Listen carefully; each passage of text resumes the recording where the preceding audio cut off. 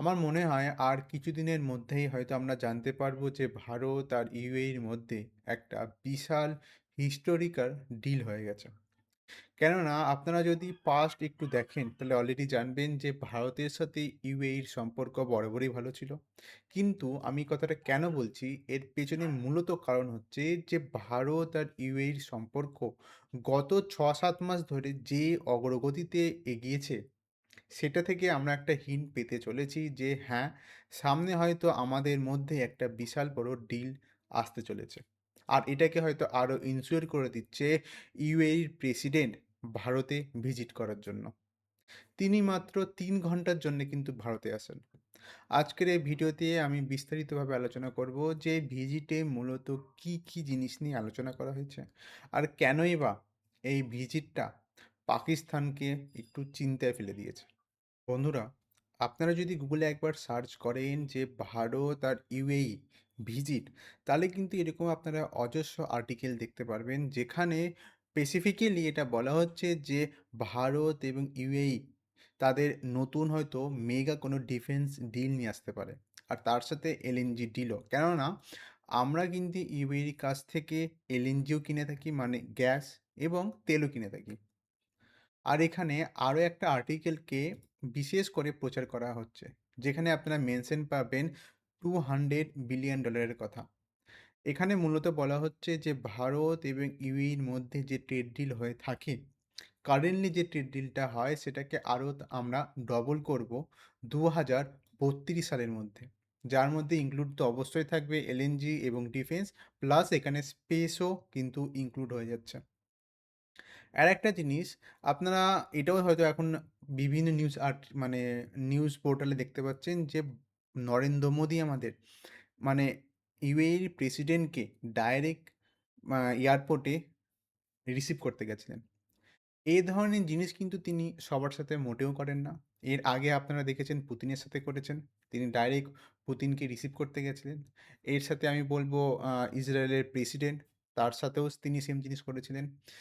এর থেকে কি বলুন তো মানে পিএম মোদি স্বাভাবিকভাবে মানে সেসব লিডারকে রিসিভ করতে যান যারা ভারতের সাথে খুবই ভালো সম্পর্ক মেনটেন করে এবং যারা ভারতের অবশ্যই খুব ক্লোজ অ্যালাইস। আর সেখানে কিন্তু ইউএই একটা বড় পার্টনার হিসেবে আমরা বলতে পারি। এর সাথে আপনারা দেখতে পাচ্ছেন যে তিনি কিন্তু অনেকগুলো ছবি এখানে পোস্ট করেছেন এক্স প্ল্যাটফর্মে। আর এই ছবিগুলোকে পোস্ট করার কিন্তু মূলত কারণ এটাই যে দেখাচ্ছে যে আমাদের সাথে ইউএইর সম্পর্কটা এখন কত গভীর হয়ে গেছে। আচ্ছা বন্ধুরা, এবার আমি আসি যে হঠাৎ করে ইউএইর প্রেসিডেন্টের এমন কি হলো যে তিনি ভারতে ভিজিট করতে গেলেন? নিশ্চয়ই কিন্তু এর কোনো পেছনে একটা হিডেন মোটিভও থাকবে। আমি এবার সেখানেই আসি। কিন্তু তার আগে আরেকটু ব্যাকগ্রাউন্ড দিয়ে দিই আপনাদেরকে। এটা হচ্ছে আমাদের ভারতবর্ষ। আর এটা হচ্ছে UAE, United Arab of Emirates. ঠিক আছে? আর এর পাশেই আছে সৌদি আরেবিয়া। দেখুন এগুলো সবই মেইনলি ইসলামিক কান্ট্রি, সেটা আপনারা ভালো মতো জানেন। কিন্তু প্রবলেমটা হচ্ছে ইউএইর সাথে আরেবিয়া মানে সৌদি আরেবিয়ার সম্পর্ক দীর্ঘদিন ভালো থাকলেও রিসেন্টলি কিন্তু তাদের সাথে সম্পর্ক খুব একটা ভালো যাচ্ছে না। আর সেখানে যেমন একটা চিন্তার বিষয়, এর থেকেও আরেকটা চিন্তার বিষয় বিষয় হচ্ছে যে এই ডিফেন্স ডিলটা এখন হতে চলছে পাক মানে পাকিস্তান, সৌদি আরেবিয়া আর তুর্কির মধ্যে। এটাকে অনেকে বলছে ইসলামিক নেটেও মানে এদের মধ্যে যদি কাউকে যদি কোনো দেশ অ্যাটাক করে বাইরে কোনো দেশ তাহলে এই ৩ টে দেশের মধ্যেই অ্যাটাক হয়েছে বলে এটা মানা হবে। এবার প্রবলেমটা হচ্ছে যে ইউএই কখনোই কিন্তু পাকিস্তানকে সেইভাবে অতটা হয়তো পছন্দ করে না। আর সেই জন্যে যাতে পাকিস্তানের সাথে ইউএইর সম্পর্ককে না এগিয়ে সে প্রেফার করছে ইউএই ভারতের সাথে তাদের যে গভীর সম্পর্ক সেটাকে আরও যেন কন্টিনিউ করে। আর সেজন্যেই হয়তো ইউএইর প্রেসিডেন্ট ভারতে আসেন কোনো গোপন মিটিং করার জন্য।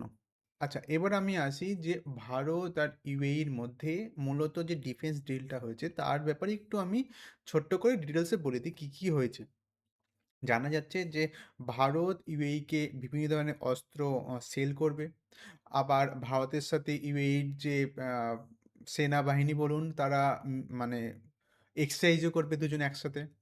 আবার ভারত আর ইউএই দুজনে মিলে কিছু যন্ত্রপাতি তৈরি করবে এবং সেগুলো এশিয়ার বিভিন্ন আদার্স কান্ট্রিকে সেল করবে। এটাই হচ্ছে ওপর মোটামুটি এ এই ধরনের ডিলগুলো হতে চলেছে। এর সাথে এবার আমি আসি যে আমি কিছুক্ষণ আগে আপনাদেরকে বললাম না যে আ 200 মিলিয়ন আ $200 বিলিয়ন ডলারের যে টার্গেট, এটা কিন্তু কারেন্টলি ইউএই আর আমাদের মধ্যে অলরেডি যে ট্রেড ডিল হচ্ছে, মানে ট্রেড হচ্ছে সেটা অলরেডি কিন্তু $100 বিলিয়ন ছাপিয়ে গেছে। তাই আমার মনে হয় না যে 200 বিলিয়ন ছাপাতে আর বেশি দিন লাগবে। 2032 বলছে তো, মানে এখন 2026, ৬ সাল বাকি। আমার মনে হয় এর আগেই এটা হয়তো আমাদের টার্গেটটা কমপ্লিট হয়ে যাবে। এবার আমরা আসি এলএনজি। বলা হচ্ছে যে এলএনজি প্রতি বছর মানে গ্যাস ইউএই থেকে ভারতবর্ষে পাঠানো হবে 0.5 টন। মানে পার ইয়ার এত টন, মানে 0.5 টন এলএনজি ভারতে পাঠানো হবে। এর সাথে যে স্পেসের ব্যাপারে বলছি, স্পেস মানে ইউএই আর ভারত দুজনে মিলেই বিভিন্ন স্পেস প্রজেক্টে কাজ করবে। মূলত ইসরোর সাথে তারা কাজ করবে এবং যে মিশনগুলো হয়ে থাকে, স্যাটেলাইট যে মিশনগুলো হয়ে থাকে, সেখানে তারা মেইনলি ফোকাস করবে। বন্ধুরা, এই বিষয় নিয়ে যদি আরো কোনো তথ্য আমি জানতে পারি, তাহলে এর উপর আমি ডিটেইলসে আবার ভিডিও বানাবো। আজকের জন্য এইটুকু। আপনাদের যদি আজকের ভিডিও ভালো লাগে, তাহলে অবশ্যই শুধু একটা লাইক করে দেবেন এবং কমেন্টে অবশ্যই লিখে জানাবেন যে আপনাদের আজকের ভিডিও কেমন লাগলো।